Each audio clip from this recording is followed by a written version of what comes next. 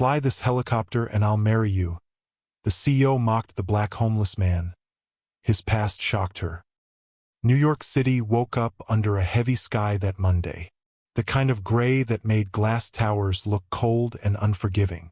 Far above the noise and movement of the streets, Evelyn Hart stood on the rooftop helipad of her Manhattan headquarters. She was everything the city admired and feared. A millionaire CEO who had built Hart Aerodynamics from a startup into one of the largest private aviation firms in North America. To her staff, she was power in heels. Sharp, composed, untouchable. But beneath that control was pressure. Today wasn't just another business trip.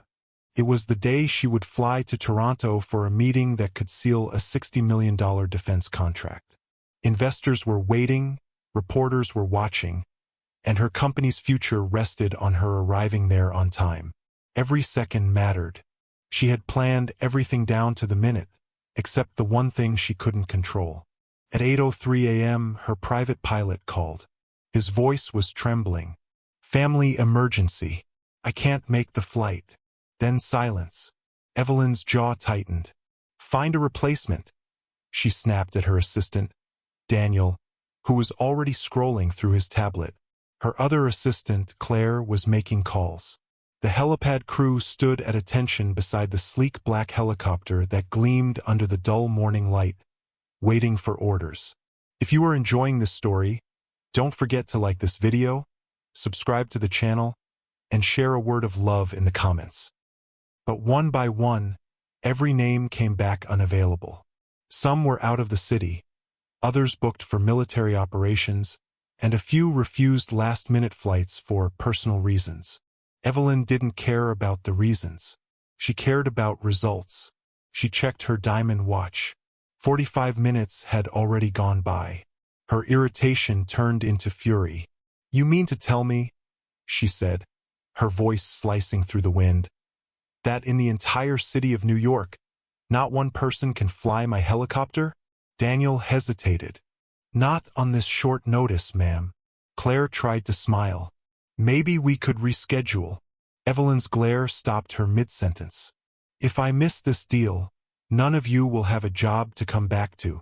While her staff scrambled, someone else watched quietly from the far end of the rooftop. A man sitting near the railing, finishing the last bite of a sandwich. He looked completely out of place amid the tailored suits and polished shoes. His jacket was faded green, his beard untrimmed, his backpack worn from years of use. He had the look of someone who'd spent too many nights on park benches and too many mornings ignored by everyone passing by.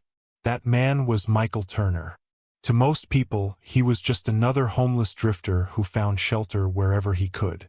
His eyes were tired, but not broken. There was something steady in them, something that didn't match the rest of his rough appearance. The rooftop crew tried to pretend he wasn't there, though a few glanced at him with quiet judgment. Evelyn didn't notice him at first. She was pacing, muttering about incompetence and time zones. Her assistants whispered behind her, trying to calm her down. Then Michael stood up. He brushed the crumbs from his jacket, walked a few steps forward, and said in a calm, steady voice, "Ma'am, I can fly that helicopter." For a moment, no one spoke. Then Daniel laughed. "You? You probably can't even afford a cab ride, man." Claire joined in, shaking her head. "This isn't some simulator. You'd crash that thing before we cleared the building." Evelyn turned toward him. Her expression was a mix of disbelief and irritation. She scanned him from head to toe, the torn sleeves, the scuffed boots, the weary face. "This helicopter costs $8 million, she said coldly. "I'm not handing it to a stranger off the street." Michael didn't argue. He just repeated softly, "I can fly." Something about his tone, calm, measured, certain, made her hesitate. It wasn't arrogance. It was an experience. But she brushed the thought aside. She was used to confidence.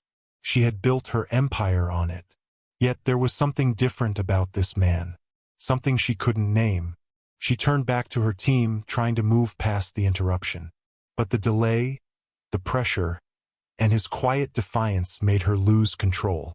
Half joking, half spiteful, she threw out the words, "Fine. If you get me to Toronto alive, I'll marry you." The laughter that followed was nervous, unsure, but Michael didn't smile. He just looked her in the eyes and said one word, "Deal." And with that, he stepped forward toward the helicopter. The crew froze.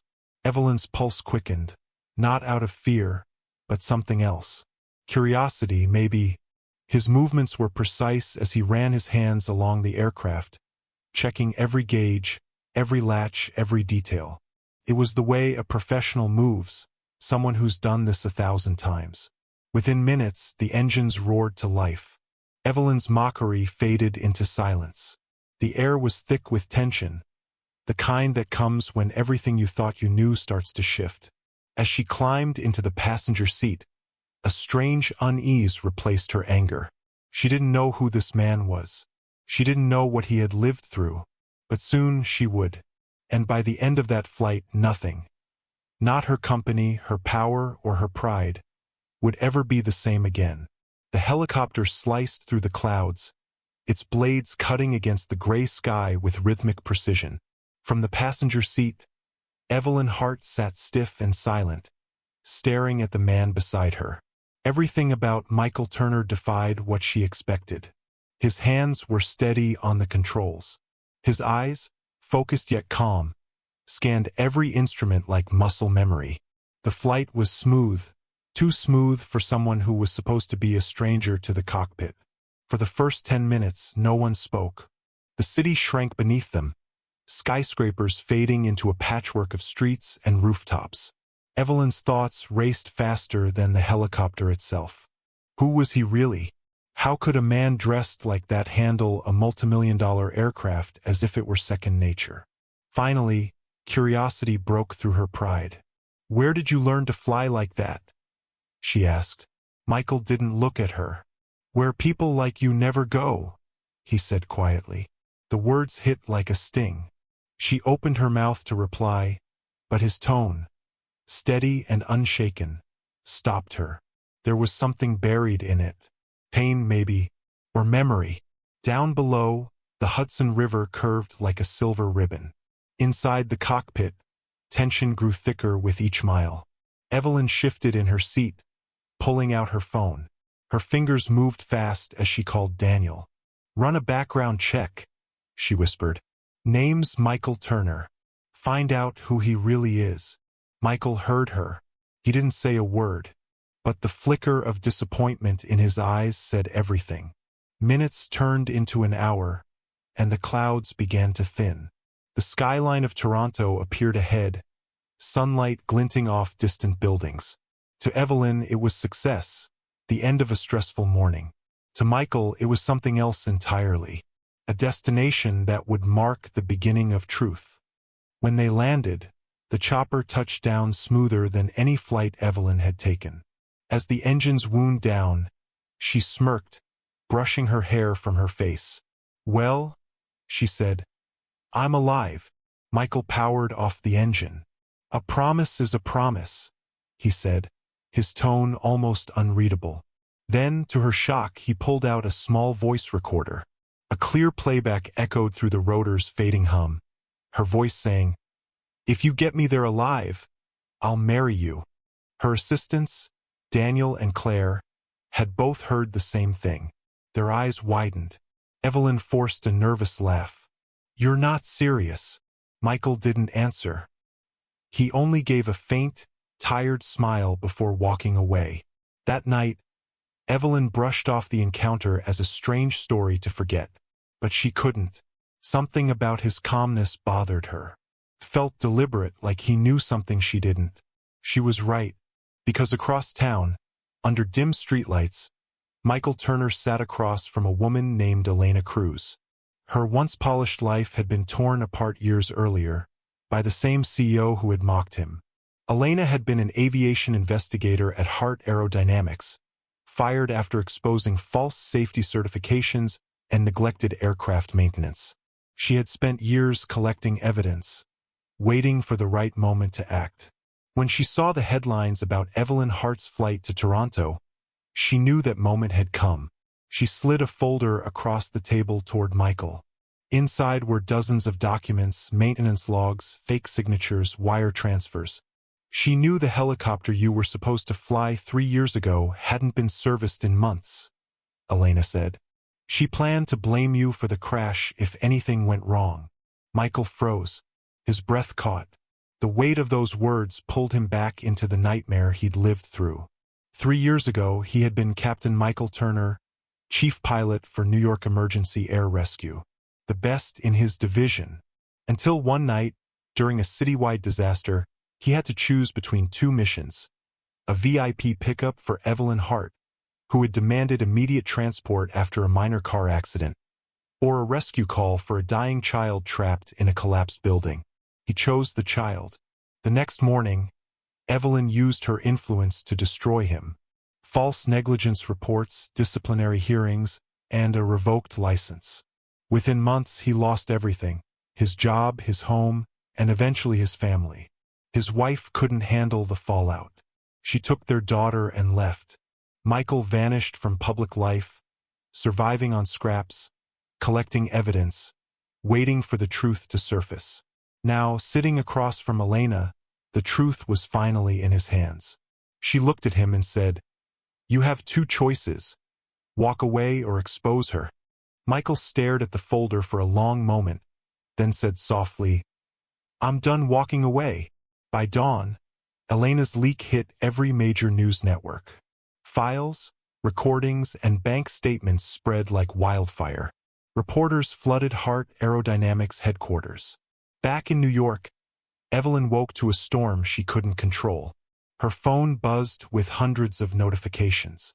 Breaking news: federal investigators reopen case into Hart Aerodynamics. Daniel rushed into her office, his face pale. "Ma'am, the Justice Department's involved. They're saying you authorized falsified maintenance reports." Evelyn felt the floor tilt beneath her. "That's impossible," she whispered. But deep down, she knew it wasn't. On television screens across the country, a headline flashed. Millionaire CEO tried to frame war hero who saved a child instead of her. The world that had once applauded her success now turned against her. Former employees spoke up. Investors pulled out. Her father, the chairman of the board, refused to take her calls. Meanwhile, Michael Turner watched from a quiet motel room, still in disbelief that the world finally knew. His face wasn't angry. It was peaceful, as if the years of humiliation had finally lifted. But as the investigation grew, one question remained. What would Evelyn do now that everything she built was falling apart? Because in stories like these, truth isn't the end. It's only the beginning of the reckoning. The storm that Evelyn Hart once controlled had turned against her. By the second day, the headlines were everywhere. Millionaire CEO under federal investigation. Whistleblower exposes corporate corruption at Hart Aerodynamics. News trucks lined the streets outside her glass tower, their camera lights cutting through the fog. Every channel replayed the same damning footage. Evelyn stepping out of her helicopter with arrogance on her face, while the voiceover reminded viewers that she had once destroyed a man's life for her pride. Inside her office, chaos reigned. Staff were packing boxes, shredding documents, whispering about who might be arrested next. Evelyn stood by the window, motionless. Her phone buzzed nonstop.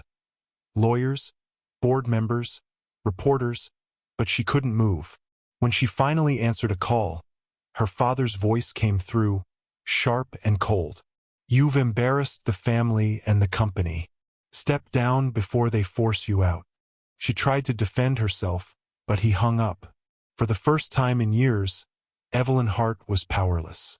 She turned on the television, desperate to see what the world was saying. What she saw froze her in place. It was Michael Turner, no longer the weary man from the rooftop, no longer the forgotten face on the street. He was sitting in a news studio wearing a navy suit, his pilot wings gleaming on his lapel. The caption beneath his name read, "Captain Michael Turner, the pilot who brought down a millionaire." He didn't look angry. He looked dignified, calm. The same steady tone that once unnerved her now commanded the attention of millions. "I lost everything," he told the interviewer. "My job, my home, my family. All because someone decided her comfort was worth more than my integrity. But you can't erase truth. It finds its way back. Sometimes years later, sometimes when you least expect it." The interviewer leaned forward. "Do you forgive her?" Michael paused. The silence stretched. "Forgiveness isn't about her," he said finally. "It's about me. I spent years angry, years broken. But the moment I let go of hate, I got my life back." Evelyn turned off the TV, tears burning in her eyes. Not out of guilt, but humiliation. The woman who once demanded respect was now a headline, a scandal, a warning. Hours later, the Justice Department raided her headquarters. Investigators filled the lobby, collecting files and hard drives. Daniel, her assistant, wouldn't even meet her eyes. Claire had already resigned. When they handed her the warrant, Evelyn barely spoke. She was escorted out past the same reporters who once begged for her quotes. Flashbulbs lit up her face like lightning. "Ms. Hart, did you try to kill your pilot?" One shouted.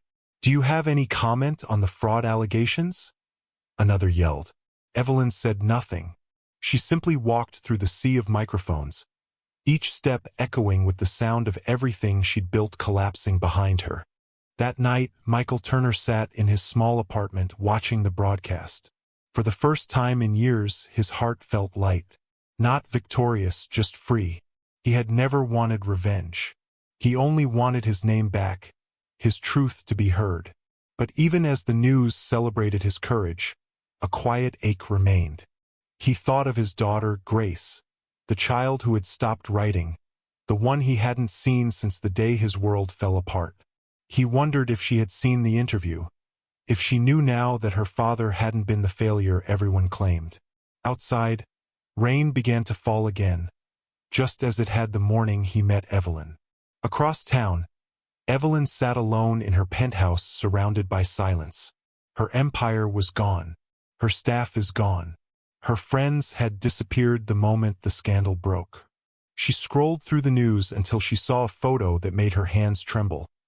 Michael standing beside Elena Cruz, both smiling as they presented evidence to investigators. That was the final blow.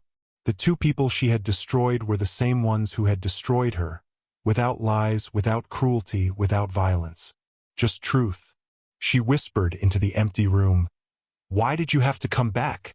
But the answer wasn't about him. It was about her. By dawn, Evelyn was officially removed from her position. Her accounts were frozen. Her father issued a public statement cutting ties with her. She watched her name vanish from the company she had spent her life building. The next morning, Michael was invited back to the airbase where he once worked. Former colleagues greeted him with applause. The chief officer shook his hand. "You were right all along," he said. "And you're still one of the best pilots we've ever had." For a moment, Michael couldn't speak. The years of struggle, the humiliation, the injustice, they all flooded back. But this time, they didn't break him. They reminded him of who he was. Later that day, as he stood beside a helicopter freshly painted with his new company's logo, Turner Air Logistics, he felt something deeper than vindication.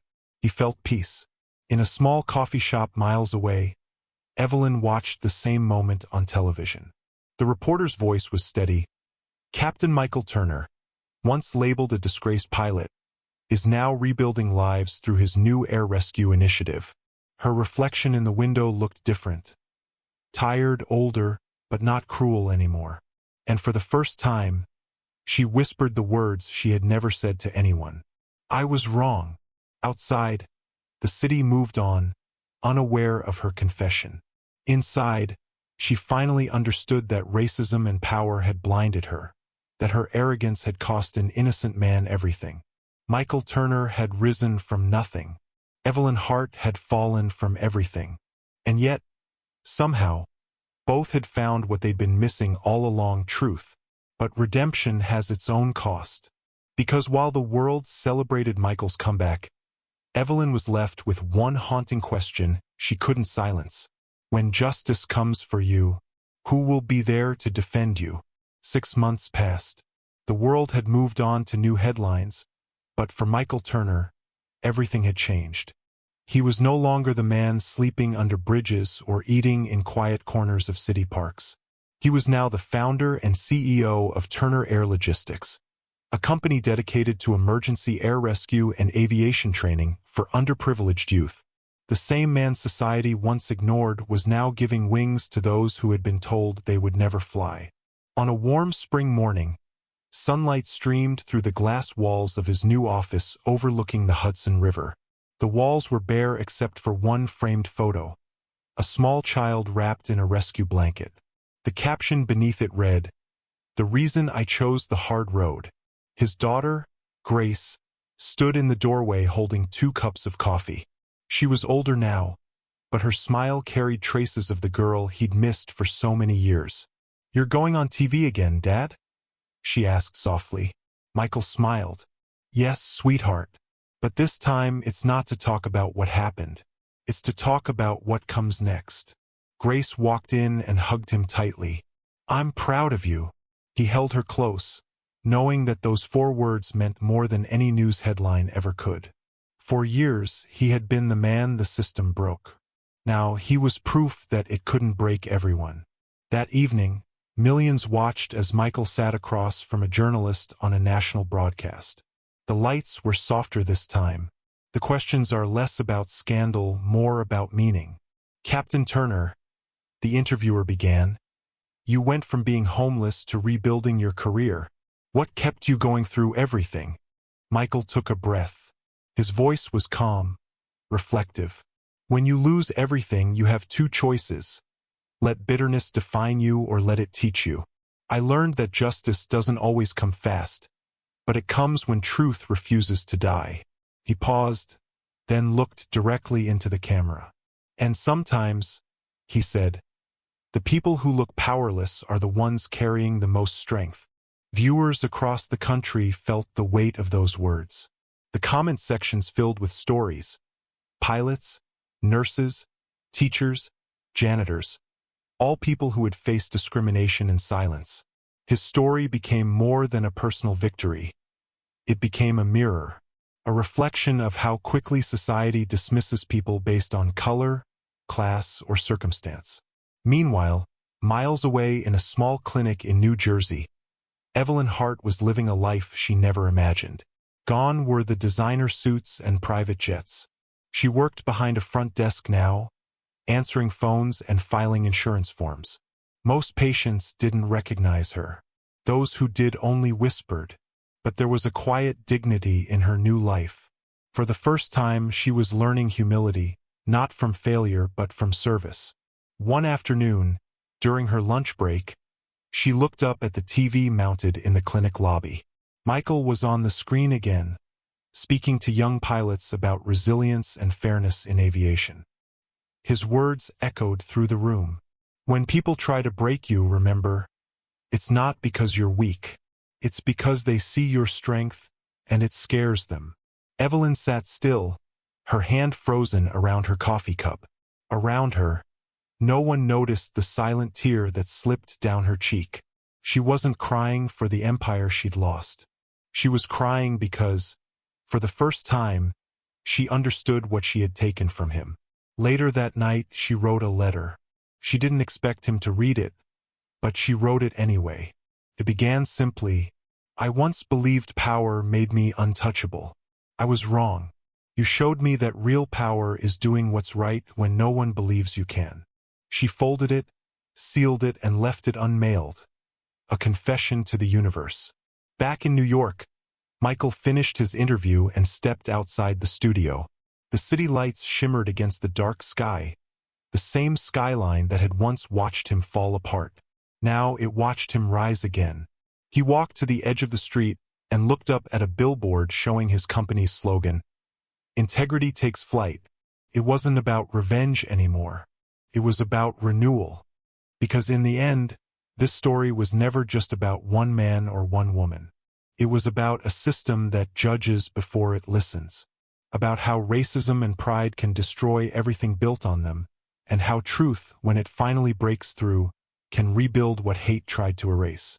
Michael's journey wasn't perfect. He had scars, losses that would never fully heal. But he had peace. As he looked out at the night sky, he thought of every person who had been silenced, every dream denied, every voice dismissed. And he said quietly, "You don't fight darkness by hating it. You fight it by shining." The screen faded to black. Then, his voice returned, steady, clear, unforgettable. When you ruin someone's life for your own pride, you don't just destroy them, you destroy yourself. Remember that before it's too late. What did you think about Michael's story? Did it change the way you see how people are judged, or remind you how powerful forgiveness can be? Share your thoughts in the comments. I read every single one. If this story moved you, take a moment to hit that like button. It helps more people hear stories that matter. And if you haven't already, subscribe to the channel so you never miss the next one. Because every story we tell here has a truth the world needs to hear.